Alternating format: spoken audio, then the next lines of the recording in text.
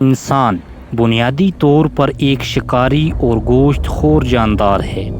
نباتات اور دوسری اشیاء اس کی خوراک میں بہت بعد میں شامل ہوئیں۔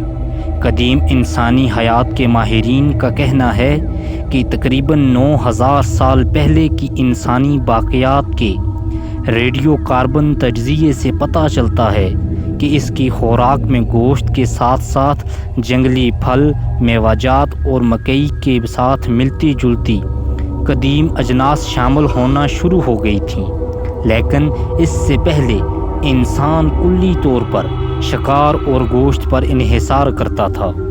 دلچسپ بات یہ ہے کہ آج جس خطے میں فلسطین، اسرائیل، لبنان اور شام واقع ہیں، وہاں قدیم دور کی انسانی خوراک میں جس چیز کا زیادہ استعمال ہوتا تھا وہ سانپ، چھپکلیاں اور اس کی نسل کے دیگر رینگنے والے جانور تھے۔ شاید اس کی وجہ یہ تھی کہ سانپ یا چھپکلی کا شکار کرنا جنگل میں جا کر کسی جانور کو مارنے کی نسبت زیادہ آسان تھا، کیونکہ 15,000 سال پہلے کے انسان کے پاس شکار کرنے کے لیے آلات اور وسائل نہیں تھے اور محض پتھر اور ڈنڈے ہی اس کا ہتھیار تھے۔ اسرائیل کی یونیورسٹی آف حیفا کے ماہرین آثار قدیمہ کو کوہ کرمل کے علاقے میں قدیم انسانی بستیوں کی کھدائی کے دوران بڑی تعداد میں سانپوں اور چھپکلیوں کی ہڈیاں اور باقیات ملی ہیں، جن کا انداز ایسا ہے کہ انہیں کھانے کے لیے استعمال کیا گیا تھا۔ ان قدیم انسانی بستیوں کا زمانہ 15,000 سے لے کر 10,000 سال پہلے کا ہے۔ ان آبادیوں سے یہ ظاہر ہوتا ہے کہ اس علاقے میں انسان نے خانہ بدوشی ترک کر کے چھوٹی چھوٹی بستیوں کی شکل میں رہائش اختیار کر لی تھی۔ سائنسدانوں کا کہنا ہے کہ ابتدائی انسانی بستیاں اس جگہ قائم ہوئیں جہاں قرب و جوار میں خوراک کافی مقدار میں موجود تھی اور خوراک کی تلاش کے لیے اسے زیادہ کوشش نہیں کرنی پڑتی تھی۔ انسان نے مستقل آبادیاں اس وقت قائم کیں جب اجناس اس کی خوراک کا حصہ بنے اور اس نے خود رو پودوں پر انحصار کرنے کی بجائے اناج اور دوسری فصلیں خود اگانی شروع کیں۔ یہ بستیاں زیادہ تر ان علاقوں میں بنیں جہاں پانی موجود تھا اور موسم اجناس کی پیداوار کے لیے سازگار تھا۔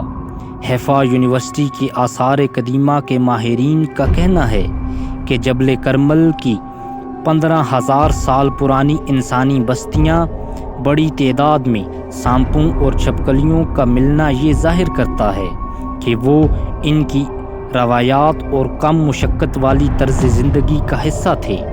یونیورسٹی کے ایک ماہر ریون یروشن کا کہنا ہے کہ تاریخ ہمیں بتاتی ہے کہ انسانی تاریخ کے وسطی ادوار میں لوگ سانپ کھاتے تھے، لیکن اس بارے میں ہمارے پاس کوئی ٹھوس ثبوت نہیں تھا کہ 15,000 سال پہلے سانپ ان کی خوراک کا حصہ تھے۔ ہم نے اپنی تحقیق کے دوران جو طریقہ کار اختیار کیا ہے اس کے ذریعے ہم اس سے بھی زیادہ قدیم ادوار میں انسانی خوراک کے متعلق جان سکتے ہیں۔ حیفا یونیورسٹی کے ماہرین نے جس جگہ کھدائی کی ہے اسے مشرق وسطیٰ کی قدیم تہذیب نتوفیہ کا ابتدائی دور کہا جا سکتا ہے۔ نتوفیہ تہذیب کا زمانہ 12,500 سے لے کر 10,200 سال قبل کا ہے۔ یہ لوگ شکار کرتے تھے، بعد ازاں انہوں نے گندم، جوار اور بادام اگانا بھی سیکھ لیا تھا۔ اس مقام پر قدیم دور کے گھروں کی باقیات سے زمین پر کثیر تعداد میں سانپوں اور چھپکلیوں کی ہڈیاں بھی ملی ہیں۔ کچھ ماہرین کا خیال ہے کہ ممکن ہے کہ یہ ہڈیاں قدرتی عمل کا حصہ ہوں اور سانپ وہاں رہتے ہوں، تاہم یہ قیاس زیادہ بہتر ہے کہ سانپ ان کی خوراک کا حصہ تھے، کیونکہ ان ہڈیوں میں نسبتاً بڑے جانوروں کی ہڈیاں بھی شامل ہیں، جن میں زیادہ تر خرگوش کی ہڈیاں ہیں۔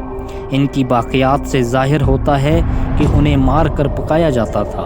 تاہم سانپ اور چھپکلیوں کی ہڈیاں بہت چھوٹے سائز کی ہیں اور ان پر پکانے وغیرہ کے نشانات بھی نہیں ہیں۔ ماہرین کا کہنا ہے کہ اس کی ایک وجہ وقت گزرنے کے ساتھ ہونے والی شکست و ریخت ہے، جس نے ہڈیوں کی سطح سے نشانات اور علامتیں مٹا دی ہوں۔ ایک وجہ یہ بھی ہو سکتی ہے کہ سانپ کو پکانے سے پہلے اس کا سر کاٹ کر پھینک دیا جاتا، کیونکہ وہاں سے مختلف اقسام کے سانپوں کی ہڈیاں ملی ہیں جن میں زہریلے سانپ بھی شامل ہیں۔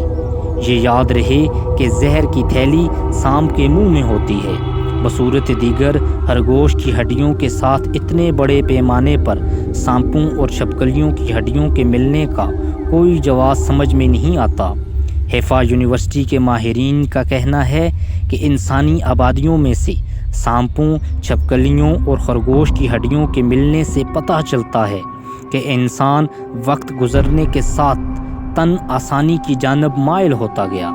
اس کی مشکل سے ہاتھ آنے والے جانوروں کا شکار چھوڑ کر خرگوش اور سانپ کھانا معمول بنا لیا تھا، خانہ بدوشی ترک کر دی اور مستقل رہنے کے لیے جھونپڑیاں بنا لیں، اور پھر مزید آسانی کے لیے اناج، پھل اور سبزیاں اگانا اور کھانا شروع کر دیں۔ ان کو ذخیرہ کیا جا سکتا تھا اور بھوک لگنے پر کھایا جا سکتا تھا، نہ یہ کہ شکار کی تلاش میں مارا پھرا جائے۔ اور پھر آنے والے زمانوں میں شکار خوراک کے حصول کے ذریعے کی بجائے محض ایک مشغلہ بن کر رہ گیا۔ تو دوستو، آپ کو ہماری آج کی یہ ویڈیو کیسی لگی؟ اگر ویڈیو پسند آئے تو ویڈیو کو لائک، شیئر اور چینل کو سبسکرائب کریں۔ آپ نے اپنا قیمتی وقت نکال کر ہماری ویڈیو دیکھی، ہم آپ کا بہت شکریہ ادا کرتے ہیں۔